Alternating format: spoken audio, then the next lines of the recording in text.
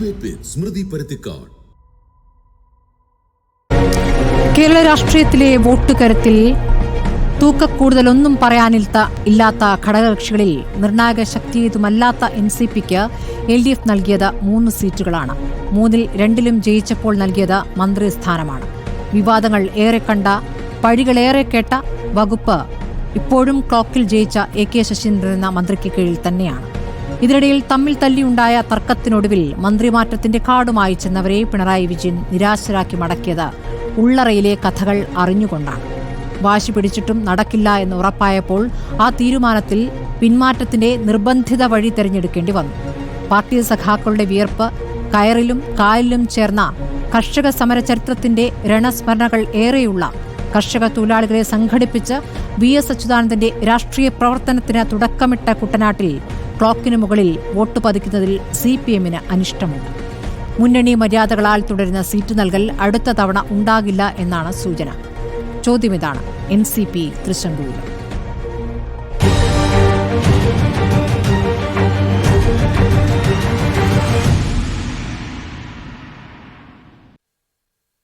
ചർച്ചയിൽ ഇടത് നിരീക്ഷകൻ ഡോക്ടർ B ജയരാജ്, രാഷ്ട്രീയ നിരീക്ഷകൻ ശ്രീ ജോർജ് പൊടിപ്പാറ എന്നിവരാണ്.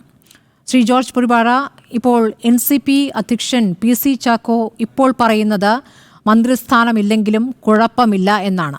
ഇതുവരെ മന്ത്രിമാറ്റത്തിൽ കുഴപ്പമില്ല എന്നാണ്. മന്ത്രിമാറ്റമില്ലെങ്കിലും കുഴപ്പമില്ല എന്നാണ്. മന്ത്രിമാറ്റത്തിനു വേണ്ടി ഏതൊക്കെ തരത്തിലുള്ള സമ്മർദ്ദങ്ങൾ ചെലുത്തിയെന്നത് നമ്മൾ കഴിഞ്ഞ കാലങ്ങളിൽ കണ്ടതാണ്.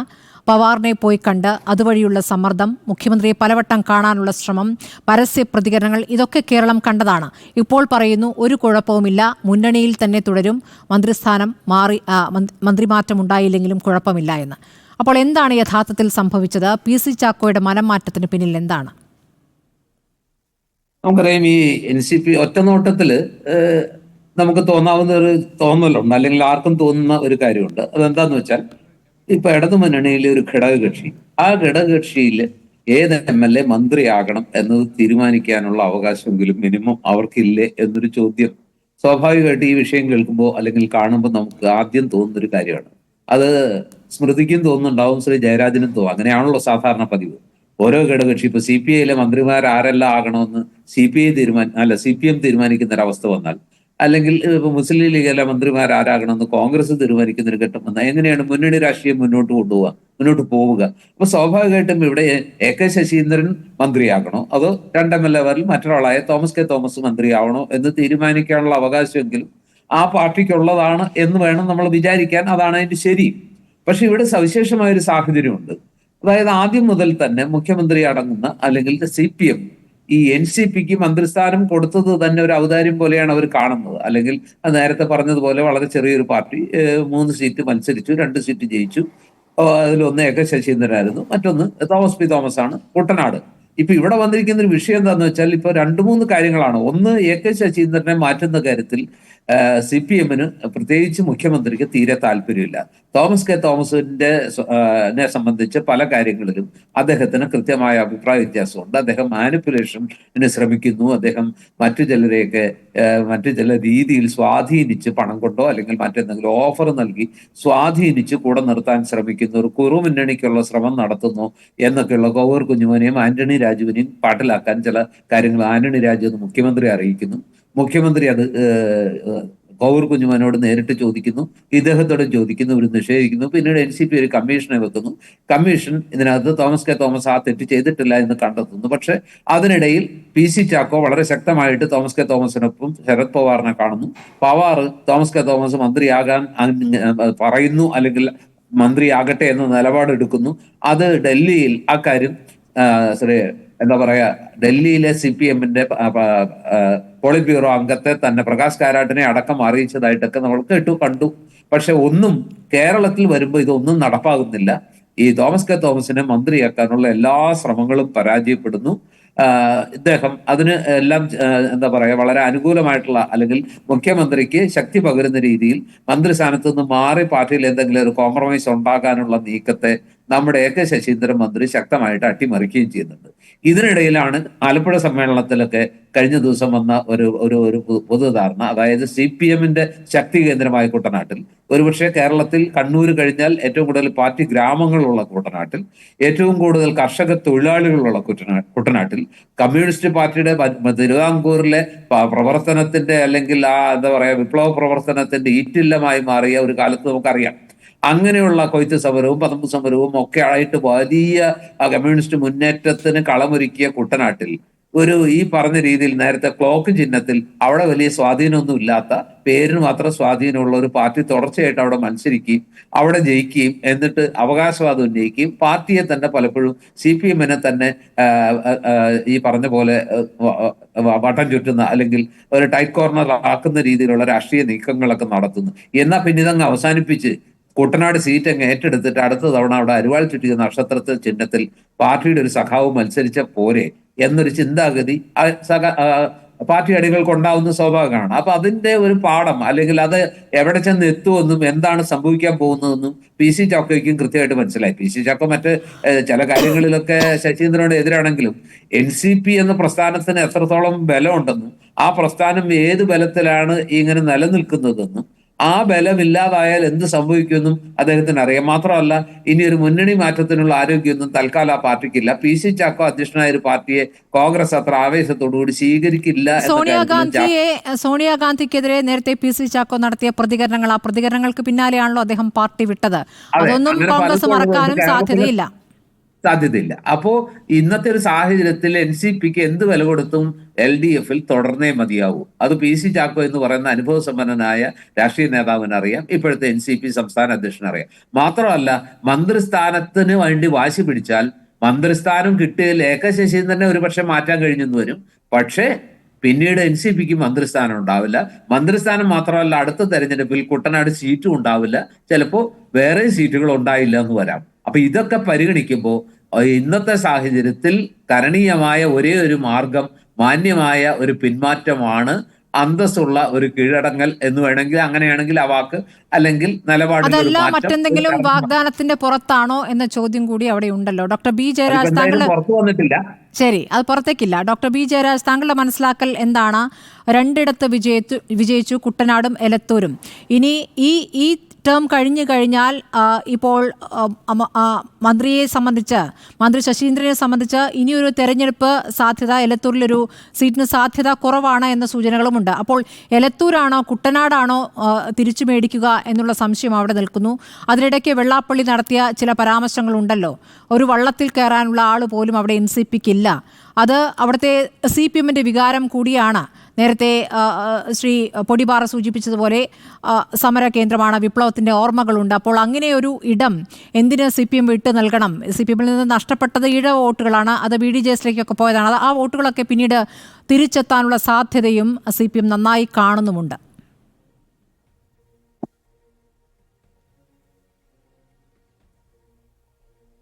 ഇതിനകത്ത് നമ്മൾ നോക്കുമ്പോഴേ, ഞാൻ കൊല്ലം ജില്ലയിൽ നിന്നാണ് വരുന്നത്. കൊല്ലം ജില്ലയിൽ ഈ പ്രശ്നം CPM-നുണ്ടായിരുന്നു. RSP ആയിരുന്നു കുറേ വർഷങ്ങളായിട്ട്. മൺവെട്ടിയും മൺകോരിയും ചിഹ്നത്തിലാണെന്ന് മത്സരിക്കുന്നത്. ശ്രീകണ്ഠൻ നായരുടെ കാലം തൊട്ടേ RSP ആണ് മത്സരിച്ചുകൊണ്ടിരുന്നത്. ഈ RSP മത്സരിക്കുമ്പോഴുള്ള പ്രധാനപ്പെട്ട സുപ്രധാനമായ വിഷയം എന്താണെന്ന് വെച്ച് കഴിഞ്ഞാൽ, നമുക്ക് എല്ലാവർക്കും അറിയാവുന്നൊരു കാര്യമായിരുന്നു. അന്നും ഇന്നും എന്നും ചവറ മുതൽ ചവറ വരെ നീണ്ടു കിടക്കുന്ന വിശാലമായ RSP സാമ്രാജ്യമാണ്. അതിനപ്പുറത്തേക്ക് വേരുകളില്ലാത്തൊരു പാർട്ടിയാണ് റവല്യൂഷണറി സോഷ്യലിസ്റ്റ് പാർട്ടി എന്ന് പറയുന്നത്. പക്ഷേ നമ്മൾക്കൊക്കെ ഗതികേട് കൊണ്ട് പലപ്പോഴും ഈ ചിഹ്നത്തിൽ വോട്ട് ചെയ്യാൻ പറ്റിയില്ലല്ലോ എന്നുള്ളൊരു വിഷമം ഒരു പാർട്ടിക്കാരനായ എനിക്കൊക്കെ ഉണ്ടായിരുന്നു. അപ്പം മുന്നണി മര്യാദകളുടെ ഭാഗമായിട്ട് പിന്നീട് മമ്മട്ടി മൺകോരിയിലും തന്നെ വോട്ട് ചെയ്യേണ്ടിയായിട്ട് വന്നു. അതിനുശേഷം പ്രേമേന്ദ്രൻ പോയതിന് ശേഷമാണ് അവിടെ ഒരു പാർട്ടി സ്ഥാനാർത്ഥി വരുന്നതും പിന്നെ അവിടെ നമ്മൾ സന്തോഷപൂർവ്വം അരിവാൾ ചുറ്റികയിൽ വോട്ട് ചെയ്യുന്നതൊക്കെ പിന്നീട് ചരിത്രമാണ്. അതുപോലെ ഓരോ പ്രദേശത്തെ ആളുകൾക്ക്, പ്രത്യേകിച്ച് പ്രവർത്തിക്കുന്ന ആളുകൾ കൂടുതലുള്ള സ്ഥലത്ത് അങ്ങനെ ചെയ്യും. പക്ഷേ മുന്നണി മര്യാദയുടെ പേരിൽ ചിലപ്പോൾ നമുക്ക് പല സീറ്റുകൾ ഇപ്പോൾ എനിക്ക് മനസ്സിലാവും. അന്ന് എനിക്ക് ചെറുപ്പകാലത്ത് അതെനിക്ക് മനസ്സിലാവില്ലായിരുന്നു. പക്ഷേ ഇപ്പോഴെനിക്കത് കൃത്യമായിട്ട് മനസ്സിലാവും. എന്തിനാണ് ആളില്ലാത്ത ഈ RSPക്ക് കൊടുക്കുന്നത് എന്നുള്ള എൻ്റെ ഒരു തീവ്രമായൊരു നിലപാടായിരിക്കണം ഇപ്പോഴത്തെ കുട്ടനാട്ടുള്ള പല സഹാക്കൾക്ക് പലർക്കും ഉണ്ടായിട്ടുണ്ടാവുക. പക്ഷേ അതവിടെ നിൽക്കട്ടെ. അതിനു മുമ്പ് ഇതിൻ്റെ രൂപീകരണം എടുത്ത് നോക്കിക്കഴിഞ്ഞാൽ NCPയുടെ രൂപീകരണത്തിൽ അവർ സുപ്രധാനമായിട്ട് 3 മുദ്രാവാക്യങ്ങളാണ് വെച്ചിരുന്നത്. ഒന്നെന്ന് പറയുന്നത് ഹോളിസ്റ്റിക് ഡെമോക്രസി, ഗാന്ധിയൻ സെക്യുലറിസം, രണ്ടാമത്തത് മൂന്നാമത്തേതെന്ന് പറയുന്നത് പ്രോഗ്രസീവ് ഔട്ട്ലുക്ക് എന്നുള്ളതാണ്. Progressive outlook and developmental outlook എന്ന് പറയുന്ന 3 പ്രധാനപ്പെട്ട ആശയങ്ങളുമായിട്ട് നമ്മൾ സംഗ്മ, താരിഖ് അൻവർ, പിന്നെ ശരത് പവാർ, ഇവർ 3 പേരും കൂടെ കോൺഗ്രസിൽ നിന്ന് തെറ്റിപ്പിരിഞ്ഞ് ഉണ്ടാക്കിയ പാർട്ടിയാണ്. അതിനുശേഷം പല തെരഞ്ഞെടുപ്പുകളിലും മഹാരാഷ്ട്ര സെൻറ്റേർഡാണ്, ഗോവയിൽ സീറ്റ് കുറഞ്ഞെങ്കിലും മഹാരാഷ്ട്രയിൽ പലതവണ അവർ വിജയിച്ചുകൊണ്ടിരുന്നു. പക്ഷേ ഒരു പ്രത്യേക ഘട്ടത്തിൽ അവിടുന്ന് ഷിൻഡെയൊക്കെ മാറിപ്പോയപ്പോഴത്തേക്ക് ഇപ്പം അവിടുത്തെ അവസ്ഥ ശരത് പവാറിന് പഴയ കണക്കോലെ പവർ കുറച്ച് കുറഞ്ഞു.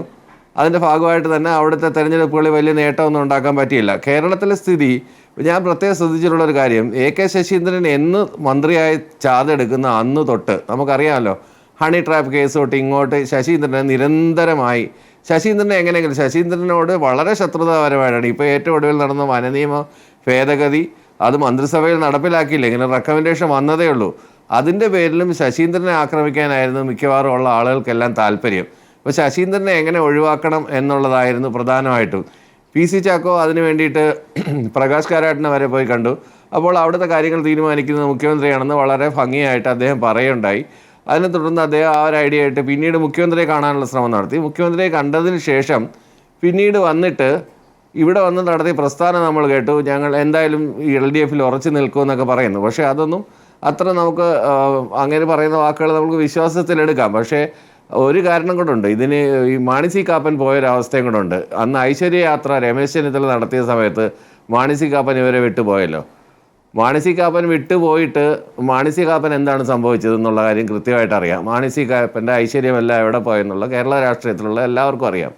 അതുപോലെ ഒരവസ്ഥ ഉണ്ടാകുമോ, ആത്മഹത്യാപരമാവുമോ എന്നുള്ള ഭയമൊക്കെ അവരെ തീർച്ചയായിട്ടും ഉണ്ടാകും. പക്ഷേ മുന്നണി മര്യാദയുടെ പേരിൽ CPM അത്തരത്തിലുള്ള ഒരു കടുങ്കൈ, ഒരാളുടെ സീറ്റ് എടുക്കുകയോ ചിലപ്പോൾ അങ്ങോട്ടും ഇങ്ങോട്ടൊക്കെ അഡ്ജസ്റ്റ്മെൻ്റൊക്കെ വരുമായിരിക്കും, അങ്ങനെ എന്തെങ്കിലും ചെയ്യുമായിരിക്കും. പക്ഷേ NCP നിലവിലുള്ള ഘട്ടത്തിൽ LDFൻ്റെ അനിഷേധ്യ ഘടകമാണ്. അതിനകത്തുള്ള ആളുകളെ എല്ലാവരെയും സംരക്ഷിക്കുക, അല്ലെങ്കിൽ MLA മാരെ സംരക്ഷിക്കുക. അതുകൊണ്ടാണല്ലോ അവർക്ക് മന്ത്രിസ്ഥാനം വരെ കൊടുത്തത്.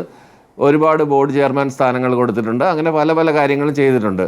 ഒരു ഗീവ് ആൻഡ് ടേക്ക് ആണ്. അപ്പോൾ അവരുടെ ഒരു സ്വാധീനം, അവരുടെ ഒരു വോട്ട് ബാങ്ക്, അവരുടെ ഒരു പ്രവർത്തകരുടെ എന്താണ് പറയുന്നത് മോട്ടിവേഷൻ, ഇതൊക്കെ ഇടതുപക്ഷ മുന്നണിയെ സംബന്ധിച്ചിടത്തോളം ഒരു മുന്നണി സംവിധാനത്തിൽ നിൽക്കുമ്പോൾ അത്യാവശ്യമാണ്. അതുകൊണ്ട് എടുത്തു ചാടി ഒരു തീരുമാനം ഉണ്ടാവുമെന്നോ, അല്ലെങ്കിൽ പെട്ടെന്നൊരു സീറ്റ് പിടിച്ചെടുക്കുമെന്നോ, അല്ലെങ്കിൽ തോമസ് കെ തോമസിനെ ഒഴിവാക്കുമെന്നോ, അല്ലെങ്കിൽ വെള്ളാപ്പള്ളി അങ്ങനെ പറഞ്ഞതുകൊണ്ട് അങ്ങനെ ചെയ്യുമെന്നോ ഒന്നും ഇല്ല. ഇതിനൊക്കെ ഒരുപാട് ചർച്ചകൾ നടക്കണം. ആ ചർച്ചകൾ നടന്നതിന് ശേഷം മാത്രമേ കൊടുക്കൽ വാങ്ങൽ കാര്യങ്ങളൊക്കെ തീരുമാനിക്കത്തുള്ളൂ. ഇനി അങ്ങനെ ഉണ്ടെങ്കിൽ തന്നെ, ഇതുവരെ അങ്ങനെ ഒന്നും കളത്തിലില്ല. ഇനി എന്തെങ്കിലും ഉണ്ടാവുകയാണെങ്കിൽ ഉരുത്തിരിഞ്ഞ് വരികയാണെങ്കിൽ, പക്ഷേ കോൺഗ്രസ്സിന് they are desperately need to get in to power back after this 9 years or 8 years right now.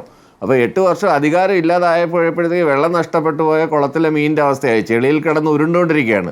അതിന് ആരുമായിട്ടും കൂട്ടുവിടും. അതിന് ജനമഹത്തി ഇസ്ലാമി ആയിക്കോട്ടെ, SDP ആയിക്കോട്ടെ, PFI ആയിക്കോട്ടെ, ഏത് ഭീകര സംഘടനയായിട്ട് കൂട്ടുകൂടും. അതിനോടൊപ്പം തന്നെ RSS സംഘപരിവാറുമായിട്ടും കൂട്ടുകൂടാനുള്ള ശ്രമങ്ങൾ നടത്തിക്കൊണ്ടിരിക്കുകയാണ്. ലീഗ് ഇതാ ഇപ്പോൾ തിരുവമ്പാടി സീറ്റ് വേണമെങ്കിൽ വെച്ച് മാറാം, അവിടെ ജോസ് കെ മാണിയെ ല്യൂർ ചെയ്തുകൊണ്ടിരിക്കുന്നു. ഇങ്ങനെ പലതരത്തിലുള്ള അവരുടെ ഈ മോഹപക്ഷികൾ പലതുണ്ടല്ലോ. ആ മോഹപക്ഷികളുടെ പുറകിൽ അവരിങ്ങനെ പാറി പറന്ന് നടക്കുകയാണ്. അപ്പോൾ അതിന് വേണ്ടിയിട്ട് ഇത്തരത്തിലുള്ള വാർത്തകൾ അവർ തന്നെ സൃഷ്ടിച്ചു വിടുന്നുണ്ട്. അതിനെ തുടർന്ന് ഇതിനകത്തുള്ള ഇൻഫൈറ്റ്, ഈ പാർട്ടി സമ്മേളനങ്ങൾ നടക്കുമ്പോൾ എന്തോ മഹാസംഭവം ഇവിടെ നടക്കാൻ പോകുന്നു എന്നുള്ളതായിരുന്നു ഒരു പ്രതീതി. പക്ഷേ പാർട്ടി സമ്മേളനങ്ങളൊക്കെ വളരെ സമാധാനപൂർവ്വം നടന്നു. സാധാരണഗതിയിൽ ഉണ്ടാകുന്ന പ്രശ്നങ്ങളൊക്കെ തന്നെയാണ് ഈ വർഷവും ഉണ്ടായിട്ടുള്ളത്. വളരെ കൃത്യമായിട്ട് സമ്മേളനം നടത്തി, ചിട്ടയായിട്ട്. പിന്നെ പാർലമെൻറ്റ് തിരഞ്ഞെടുപ്പ്, ഇന്നിപ്പോൾ ഷാഫി പറമ്പിലിൻ്റെ പ്രസ്താവനയുണ്ട്, പാലക്കാട് ഞങ്ങൾ റെപ്ലിക്കേറ്റ് ചെയ്യും ബാക്കി എല്ലാ സ്ഥലങ്ങളിലും. പാലക്കാട് ഒരു സിറ്റിംഗ് സീറ്റാണ്, കോൺഗ്രസിൻ്റെ മണ്ഡലമായിരുന്നു. അത് പാർലമെൻറ്റ് തിരഞ്ഞെടുപ്പാണ്. ഇനി വരാൻ പോകുന്നത് തദ്ദേശ സ്വയംഭരണ തിരഞ്ഞെടുപ്പാണ്. അത് കഴിഞ്ഞിട്ട് നിയമസഭയിലേക്കുള്ള തിരഞ്ഞെടുപ്പാണ്. ഇത് മൂന്ന് രീതിയാണ്. അല്ലാതെ ഈ വോട്ട് ബാങ്കുകൾ ചോർന്നു പോയെന്നോ, അല്ലെങ്കിൽ ഇതെല്ലാം BJPയിലേക്ക് പോയെന്നോ ഒന്നും നമുക്ക് ഈ ലോക്സഭാ തെരഞ്ഞെടുപ്പിൻ്റെ വിഷയത്തിൽ വായിച്ചെടുക്കാൻ പറ്റില്ല. ഇനിയും തെരഞ്ഞെടുപ്പുകൾ വരട്ടെ. ഈ ഉപതെരഞ്ഞെടുപ്പുകൾ നടന്നപ്പോൾ നേരിയൊരു വ്യത്യാസം, ഒരു 5 സീറ്റിൻ്റെ വ്യത്യാസത്തിലുണ്ടായപ്പോഴേക്കും അത് വൻ വിജയമായി, കോൺഗ്രസിന് വൻ വിജയമായി. അസമയം തിരുവനന്തപുരം എടുത്ത് പരിശോധിക്കുകയാണെങ്കിൽ തിരുവനന്തപുരത്ത് മത്സരിച്ച് എല്ലാ സ്ഥലങ്ങളിലും ഇടതുപക്ഷം തന്നെയാണ് ജയിച്ചത്. ഉപതെരഞ്ഞെടുപ്പ് കോൺഗ്രസിന് മഷിയിടാൻ പോലും ഒരു സീറ്റ് പോലും കിട്ടിയില്ല എന്നുള്ളതാണ്. എല്ലാ സ്ഥലങ്ങളിലും പൂർണ്ണമായിട്ടും തൂത്തുവാരി. അതൊന്നും റിപ്പോർട്ട് ചെയ്തില്ല. മുഴുവൻ കേരളത്തിൽ തിരഞ്ഞെടുപ്പ് നടന്നപ്പോൾ ഒരു 4 സീറ്റിൻ്റെ അങ്ങോട്ടും ഇങ്ങോട്ടും വ്യത്യാസം ഉണ്ടായപ്പോൾ അത് 1-2 സീറ്റിൻ്റെ ഒരാൾ അങ്ങോട്ടും ഇങ്ങോട്ടും മാറിയൊക്കെ ഉണ്ടായ വിജയങ്ങൾ ഒഴിച്ചു കഴിഞ്ഞാൽ 1-2 സീറ്റിൻ്റെ വ്യത്യാസമാണ് ഉണ്ടായത്. അതിനെയാണ് 8-ആയിട്ടും 10-ആയിട്ടും ഒക്കെ പ്രചരിപ്പിച്ച് കോൺഗ്രസ് ഇതാ അധികാരത്തിൽ വരാൻ പോകുന്നത്. എങ്ങനെയൊക്കെ കാൽക്കുലേറ്റ് ചെയ്താലും അങ്ങനെ ഒരു സംഭവം നടക്കാൻ പോകുന്നില്ല. അത് നടക്കത്തുമില്ല. അതൊരു ശരി, മോഹപക്ഷിയാണ്. ഇപ്പോൾ NCPയുടെ ഭാവിയെക്കുറിച്ച് ചോദിച്ചപ്പോൾ ശ്രീ ജയരാജ് കടന്ന് മൂന്നാം തവണയും LDF അധികാരത്തിൽ വരുന്നു എന്ന ആത്മവിശ്വാസത്തിലേക്ക് എത്തിയിരിക്കുകയാണ്. നമ്മൾ NCPയിലേക്ക് തന്നെ തിരിച്ചു വരികയാണെങ്കിൽ ഇപ്പോൾ ഏതൊക്കെ നേതാക്കൾക്ക് മത്സരിച്ചാൽ വിജയസാധ്യത ഉണ്ട് എന്നതും പ്രധാനമാണല്ലോ. LDFനെ സംബന്ധിച്ചും മൂന്നാം തവണയും അധികാരത്തിലെത്തണമെങ്കിൽ NCPക്ക് ഈ പറയുന്ന 2 സീറ്റ് കൊടുക്കണമെങ്കിൽ എലത്തൂരും അതോടൊപ്പം തന്നെ അടുത്ത സീറ്റും അതെ. അപ്പോൾ NCPയുടെ കാര്യത്തിൽ എലത്തൂരിലേക്ക് വരികയാണെങ്കിൽ ശശീന്ദ്രന് ഇനി മത്സരിക്കാൻ സീറ്റ് കൊടുക്കാനുള്ള സാധ്യത കുറവാണ്. ശശീന്ദ്രൻ കഴിഞ്ഞാൽ മലബാറിൽ NCPക്ക് ഒരു പ്രധാനപ്പെട്ട നേതാവ് എന്ന് പറഞ്ഞ് കേൾക്കുന്ന ആകെയുള്ളത് മുക്കം മുഹമ്മദ് എന്നൊരു നേതാവാണ്. ആ നേതാവിന് എലത്തൂരിൽ അതെ അദ്ദേഹത്തിന് കേട്ടില്ല വിജയസാധ്യത ഉണ്ട്. എല്ലാ മുക്കം മുഹമ്മദിന്റെ പേരാണ് ഇപ്പോൾ പറഞ്ഞു കേൾക്കുന്നത്. പക്ഷെ വിജയസാധ്യത ആർക്ക് എന്നൊരു പ്രശ്നം കൂടി ഉണ്ടല്ലോ. അപ്പോൾ വിജയസാധ്യതയുള്ള നേതാക്കളെ നിർത്തുക എന്ന് പറയുമ്പോൾ എലത്തൂരിൽ ഇനി NCPക്ക് വിജയസാധ്യത കുറവാണെന്ന വിലയിരുത്തൽ CPM നടത്തുന്നു എന്ന സൂചനയുമുണ്ട്. അങ്ങനെയെങ്കിൽ CPM എലത്തൂർ തിരിച്ചു വാങ്ങും എന്നൊരു സൂചനയും കേൾക്കുന്നു. അപ്പോൾ ഏത് സീറ്റാണ് തിരിച്ചു വാങ്ങുക? 2 സീറ്റും തിരിച്ചു വാങ്ങുമെന്നുള്ള കഥകൾ കേൾക്കുന്നു. ഇപ്പോൾ കുട്ടനാടിൻ്റെ കാര്യത്തിലും എലത്തൂരിൻ്റെ കാര്യത്തിലും കേട്ട് കഴിഞ്ഞാൽ പിന്നെ എന്താണ് NCPയുടെ ഭാവി? പല പാർട്ടികളുടെയും ഭാവി പറഞ്ഞതുപോലെയാണ്, തുലാസിലാണ്. അതായത് എലത്തൂരിൽ ഇപ്പോ എത്രാമത്തെ തവണയാണ് AK ശശീന്ദ്രൻ ജയിക്കുന്നത്. ഇപ്പോ സ്വാഭാവികമായിട്ടും അദ്ദേഹത്തിന്റെ സാധ്യത ഈ പാർട്ടിക്കകത്തെ കടിപിടി കൊണ്ട് എന്താ പറയാ രണ്ടാമത് ആരോഗ്യ പ്രശ്നം, പ്രായമെല്ലാം ഉണ്ടല്ലോ ഉണ്ട്. പിന്നെ മാത്രമല്ല അദ്ദേഹം പലപ്പോഴും ഒരു വേണ്ടത്ര ഒരു മന്ത്രി എന്നുള്ള നിലയ്ക്ക് അദ്ദേഹത്തിന്റെ പ്രകടനത്തെ കുറിച്ച് പൊതുവിൽ പരാതിയുണ്ട്. ഇപ്പൊ എന്റെ സുഹൃത്ത് ജയരാജൻ എന്തൊക്കെ പറഞ്ഞാലും ശരി, ഒരു മന്ത്രി മിനിസ്റ്റർ എന്നുള്ള നിലയ്ക്ക് അദ്ദേഹത്തിന്റെ പെർഫോമൻസിനെ കുറിച്ച് ഇപ്പൊ വയനാട്ടിലൊക്കെ അത്ര പലപ്പോഴും ആ വന്യമൃഗ ശല്യമൊക്കെ ഭയങ്കരമായിട്ട് ആളുകളെ ആനയെ ആക്രമിച്ച് കൊല്ലുന്നു, അല്ലെങ്കിൽ ഈ പറഞ്ഞ അത്തരത്തിലുള്ള പ്രശ്നങ്ങൾ ഉണ്ടാകുമ്പോഴൊക്കെ അവിടെ എത്തിപ്പെടാൻ അദ്ദേഹം എടുക്കുന്ന ഒരു സമയമൊക്കെ പലപ്പോഴും ചോദ്യം ചെയ്യപ്പെടുന്നുണ്ട്. ഇപ്പൊ ഏറ്റവും കൂടുതൽ വന നിയമം അതിന്റെ ഭേദഗതിയെ സംബന്ധിച്ച് മലയോര മേഖലകളിലെല്ലാം വലിയ വിഷയങ്ങൾ ഉണ്ടാവുകയാണ്. സഭയൊക്കെ വളരെ ശക്തമായി തന്നെ അതിനെതിരെ രംഗത്ത് വരുന്നു. ആ നിയമം അതേപടി നടപ്പാക്കില്ല എന്ന് മുഖ്യമന്ത്രിയൊക്കെ അല്ലെങ്കിൽ പൊതുവിൽ മന്ത്രിസഭ ആ രീതിയിലുള്ള ഒരു നിലപാടെടുത്തതായിട്ടാണ് നമ്മൾ മനസ്സിലാക്കുന്നത്. പക്ഷെ ഞാൻ ചോദിക്കുന്നത്, അദ്ദേഹം ഇതൊന്നും ഒട്ടും അറിയാതെയാണോ? ഈ ഉദ്യോഗസ്ഥർ മാത്രം അറിഞ്ഞുകൊണ്ടാണോ ഈ നിലവിലുള്ള ഈ സാമൂഹ്യ അന്തരീക്ഷം തകർക്കുന്ന രീതിയിൽ മലയോര മേഖലയെ തന്നെ വല്ലാതെ അസ്വസ്ഥമാക്കുന്ന രീതിയിൽ ഈ ഭേദഗതി കൊണ്ടുവരുമ്പോൾ ഒരു മന്ത്രി എന്നുള്ള നിലയ്ക്ക് അദ്ദേഹം ഇതൊന്നും അറിയുന്നില്ലേ? അദ്ദേഹം ഇതൊന്നും മനസ്സിലാക്കുന്നില്ല, പഠിക്കുന്നില്ല. ശ്രീ ജോർജ് പുൽവാര, ഒരു വശത്ത് നമ്മളിപ്പോൾ കേട്ടുകൊണ്ടിരിക്കുന്നത് UDF മുന്നണി വിപുലീകരിക്കാനുള്ള ശ്രമങ്ങളിലേക്ക് കടക്കുന്നു എന്നാണല്ലോ. ഇപ്പോൾ ലീഗ് തന്നെ മുൻകൈ എടുത്തുകൊണ്ട് കേരള കോൺഗ്രസ് എമ്മിനെ തിരിച്ചെത്തിക്കാനുള്ള ശ്രമങ്ങൾ തുടങ്ങുന്നു എന്നുള്ള വാർത്തകളാണ് ഇപ്പോൾ ഇന്നത്തെ ദിവസം പ്രധാന വാർത്തയായി നിൽക്കുന്നത്. അപ്പോൾ അങ്ങനെ ഒരു വശത്ത് നടക്കുന്നു. ഇനിയിപ്പോൾ JDSനെ പോലുള്ള പാർട്ടികൾ LDFിൽ നിന്ന് പോവുകയാണെങ്കിൽ പൊയ്ക്കോട്ടെ എന്നൊരു സമീപനം CPMനുണ്ട് എന്നും കേൾക്കുന്നു. അതായത് ഇപ്പോൾ ഇനി വിജയസാധ്യത, ഇപ്പോൾ വിജയം ഇതുവരെ കഴിഞ്ഞ തെരഞ്ഞെടുപ്പിലൊക്കെ മോശം പെർഫോമൻസ് ആയിരിക്കുന്ന JDSനെ സംബന്ധിച്ച് അവരും മുന്നണിയിൽ അതൃപ്തരാണെന്ന് കേൾക്കുന്നു. JDS ഒക്കെ പോയാലും കുഴപ്പമില്ല, കേരള കോൺഗ്രസ് എം നിലനിൽക്കേണ്ടതുണ്ട് എന്നൊരു നിലപാട് CPMനുണ്ടെന്ന് കേൾക്കുന്നു. അപ്പോൾ എങ്ങനെയാണ് ഇപ്പോൾ അവിടെ നിന്നും ഒരു വശത്ത് മുന്നണി വിപുലീകരിക്കാനുള്ള ശ്രമം നടക്കുന്നു, ഇവിടെ സീറ്റുമായി ബന്ധപ്പെട്ട് ഇനി CPM അത് തിരിച്ചു വാങ്ങണം എന്നുള്ള ചർച്ചകൾ നടക്കുന്നു. അപ്പോൾ ഇതെങ്ങനെയാണ് ഇത് മുന്നോട്ട് പോവുക? ഒരുപാട് കാര്യങ്ങൾ സംഭവിക്കാനിരിക്കുന്നുണ്ട്. അതായത് രാഷ്ട്രീയം ആകെ വളരെ വളാറ്റൈലായിട്ടുള്ള ഒരു സിറ്റുവേഷനിലാണ്, കുഴഞ്ഞു കിടക്കുകയാണ്.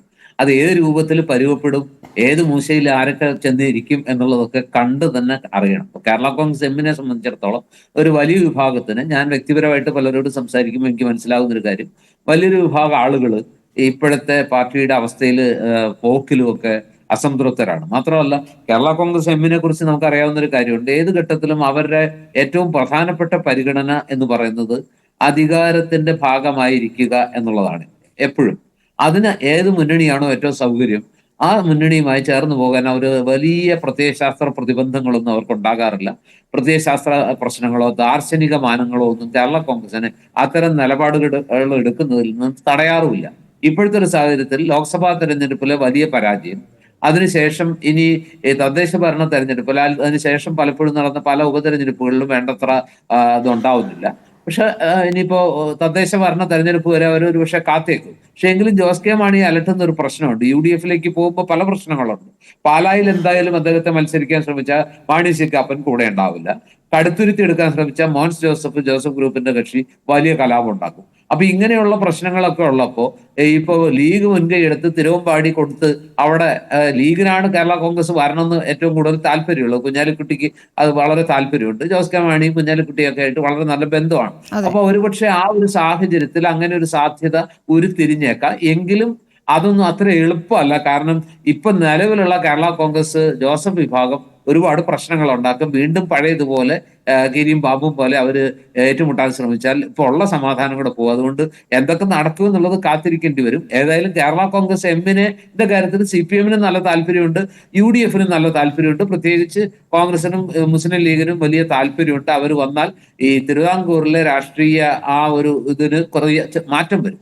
അപ്പൊ ആ മാറ്റമാണ് ഒരുപക്ഷെ നിർണായകമായി തീരുക. ഞാൻ വിചാരിക്കുന്നു വരുന്ന തെരഞ്ഞെടുപ്പിൽ ഈ പറഞ്ഞ ഈ കേരള കോൺഗ്രസ് എമ്മിന്റെയൊക്കെ നിലപാട് വളരെ നിർണായകമായിരിക്കും. കാരണം ഈ പറഞ്ഞ മാജിക്കൽ നമ്പറിലേക്ക് എത്താൻ നിലവിലുള്ള ഭരണവിരുദ്ധ വികാരത്തിന്റെ അടിസ്ഥാനത്തിൽ ഇടതുമുന്നണിക്ക് ഒരു 100 സീറ്റിന്റെ വിജയം, ആ രീതിയിലുള്ള ഒരു സ്വീപ്പിംഗ് വിക്ടറി ഒന്നും ഇനി പ്രതീക്ഷിക്കാൻ പറ്റില്ല അടുത്ത തെരഞ്ഞെടുപ്പിൽ. ആ സാഹചര്യത്തിൽ UDF എന്തൊക്കെയായാലും കഴിഞ്ഞ തവണത്തേക്കാൾ മെച്ചപ്പെട്ട ഒരു രാഷ്ട്രീയ അന്തരീക്ഷം ഉണ്ടെന്നുള്ളത് നമ്മൾ മനസ്സിലാക്കണം. അപ്പൊ സ്വാഭാവികമായിട്ടും ഒരു 70-80 പരിസരത്തായിരിക്കും, അല്ലെങ്കിൽ ആ ഒരു ചുറ്റുവട്ടത്താ നിന്നുകൊണ്ട് വേണം ഈ ഇരു കൂട്ടർക്കും അടുത്ത തെരഞ്ഞെടുപ്പിൽ അധികാരത്തിലെത്താൻ. അപ്പൊ ആ രീതിയിലേക്ക് ഏത് കോമ്പിനേഷനാണ്, പെർമിറ്റേഷനാണ് സഹായിക്കുമെങ്കിൽ ആ രീതിയിലുള്ള മാറ്റങ്ങൾ മുന്നണി സംവിധാനത്തിൽ ഉണ്ടാകും. ആരും അത്ര അസ്പൃശ്യരല്ല, ആരും എന്താ പറയാ ഒഴിവാക്കപ്പെടേണ്ട. NCP പോലും ഈ രീതിയിലാണെങ്കിൽ ചിലപ്പോൾ അപ്പുറത്തേക്ക് പോയി വരാം. വിരോധങ്ങളൊക്കെ മാറ്റിവെച്ച് അൻവറിനെ ചിലപ്പോൾ UDF എടുത്തുനിന്ന് വരാം, മാണി ഗ്രൂപ്പിനെ എടുത്തുനിന്ന് വരാം. അതുപോലെ തന്നെ വേണ്ടത്ര പരിഗണന കിട്ടുന്നില്ല എന്ന് പറയുന്ന ഈ പറഞ്ഞ ശ്രേയംസ് കുമാറിന്റെ പാർട്ടിയും UDF പോയി കൂടുന്നില്ല. അവർക്ക് പ്രത്യയശാസ്ത്രപരമായ ചില ദാർഢ്യങ്ങളൊക്കെ ഉള്ളത് കൊണ്ട് ഇടതുമുന്നണിയാണ് അവരുടെ ഒന്നാം ഘട്ട ചർച്ചയൊക്കെ കഴിഞ്ഞു എന്നും കേൾക്കുന്നു. Doctor B. ജയരാജ്, PC ചാക്കോയുടെ ഇന്നത്തെ പ്രതികരണമാണ് മുന്നണി LDF തന്നെ തുടരും എന്നുള്ളതാണ്, മന്ത്രി മാറ്റം വേണ്ടതില്ല എന്നും പറയുന്നു. അപ്പോൾ NCPയിൽ ഇനി ഇതുമായി ബന്ധപ്പെട്ട് ഒരു തരത്തിലുള്ള ബഹളവും അല്ലെങ്കിൽ പരസ്യ പ്രതികരണങ്ങളും ഇനി അങ്ങോട്ടുണ്ടാകില്ല എന്ന് ഉറപ്പിക്കാനാകുമോ? അങ്ങനെയെങ്കിൽ അത് എന്ത് കാരണത്താലാണ് അങ്ങനെ ഒരു വെടിനിർത്തൽ പ്രഖ്യാപിച്ചത് എന്നുള്ളത് ദുരൂഹമായി തുടരുന്നുണ്ട്. എന്താണ് താങ്കളുടെ മനസ്സിലാക്കൽ?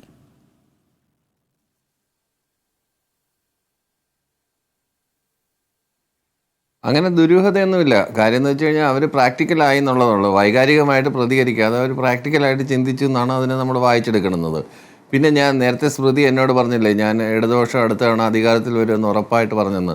അതിന് ശ്രീ ജോർജ് പൊടിപാറ സാറ് തന്നെ അതിന് മറുപടി പറഞ്ഞു, 100 കിട്ടത്തില്ലായിരിക്കും, പക്ഷേ എന്നാലും എന്ന് പറഞ്ഞാൽ ആ സ്ലിപ്പ് ഓഫ് ടങ് ഉണ്ടല്ലോ, അതെനിക്ക് ഭയങ്കരമായിട്ട് ഇഷ്ടപ്പെട്ടു. അതാണ് ഞാൻ അവിടെ ഒന്ന് ചിരിച്ചത്. അപ്പോൾ പൊടിപാറ സാറിന് തന്നെ അറിയാം കോൺഗ്രസിൻ്റെ വിജയം എന്ന് പറയുന്നത് വലിയ വലിയ അട്ടിമറികൾ നടന്നാൽ മാത്രമേ അങ്ങനെ എന്തെങ്കിലും ഒരു സാധ്യത പോലും നമുക്ക് കാണാൻ പറ്റൂ. അതുകൊണ്ടാണ് ഞാൻ പറഞ്ഞത് പഞ്ചായത്ത് മുനിസിപ്പൽ തെരഞ്ഞെടുപ്പ് കഴിയുമ്പോഴത്തേക്ക് ഏകദേശം ഒരു പിക്ചർ ക്ലിയർ ആവും. നിയമസഭാ തെരഞ്ഞെടുപ്പിൽ വരുമ്പോഴത്തേക്കും, കാരണം ഭരണ നേട്ടം അല്ലാതെ കോട്ടങ്ങളൊന്നും പ്രത്യേകിച്ച് കാണിക്കാൻ വേണ്ടിയിട്ടുള്ള വലിയ അഴിമതികളോ വലിയ ആരോപണങ്ങളോ ഒന്നും പ്രതിപക്ഷത്തിന് ഉന്നയിക്കാൻ കഴിഞ്ഞിട്ടില്ല. പിന്നെ ആൻറ്റി ഇൻകംബൻസി ഫാക്ടർ എന്നുള്ളത് പ്രത്യേകിച്ച് ധാരാളമായിട്ടൊന്നും വർക്ക് ചെയ്യുന്നില്ല. കാര്യം നമ്മളൊക്കെ ഫീൽഡിൽ ഇറങ്ങി വർക്ക് ചെയ്യുന്നതല്ലേ. അതുകൊണ്ട് ഇതുവരെ സേഫാണ് പൊസിഷൻ. ഇനി ലാസ്റ്റ് മിനിറ്റ് എന്തൊക്കെ മറയുന്നുള്ള കാര്യം എനിക്കറിയില്ല. പക്ഷേ മുന്നണി സംവിധാനത്തിൽ ചെറിയ ഒരാളെ അവിടെ നടത്തിയെടുത്ത ഒരാളെ പിന്നെ ഈ പറഞ്ഞതുപോലെ മഴവിൽ മുന്നണിയോ മുക്കൂട്ട് മുന്നണിയോ കോലീബി സഖ്യമോ അങ്ങനെ എന്തെങ്കിലുമൊക്കെ ഓപ്ഷൻസ് കുറുക്ക് വഴിയിലൂടെ അധികാരത്തിലേറാനുള്ള എന്തെങ്കിലും സോഷ്യൽ എഞ്ചിനീയറിംഗ് ടാക്ടിക്സ് ഉപയോഗിച്ചാലും അത് എല്ലാ നിയമസഭാ മണ്ഡലങ്ങളിലും നടപ്പാക്കാനൊന്നും പറ്റില്ല, എഫക്റ്റീവായിട്ട് നടപ്പാക്കാൻ പറ്റില്ല. അങ്ങനെ കേരളം ഒന്നടങ്കം ഒരു തരംഗമൊന്നും ഉണ്ടാകാൻ പോകുന്നില്ല. അങ്ങനെ ഒരു തരംഗം ഉണ്ടെങ്കിൽ മാത്രമേ എന്തെങ്കിലും ഒരു സാധ്യത വലതുപക്ഷത്തിനുള്ളൂ എന്നുള്ളതാണ് കേരളത്തിന്റെ ഗ്രൗണ്ട് റിയാലിറ്റി. അത് പറഞ്ഞ് കുഞ്ഞാലിക്കുട്ടി സാഹിബിന് അങ്ങനെ പറയാമല്ലോ, കാരണം അദ്ദേഹം ടിറ്റ് ഫോർ ടാറ്റിന്റെ ആളാണല്ലോ, ഒരു ഇഷ്യൂ ഇല്ലല്ലോ പറയുന്നതിന്, അങ്ങനെ പറയാം. ശരി, സ്വാഭാവികം. വളരെ നന്ദി doctor B. Jayaraj, Shri George Podippara ചർച്ചയിൽ പങ്കെടുത്തു.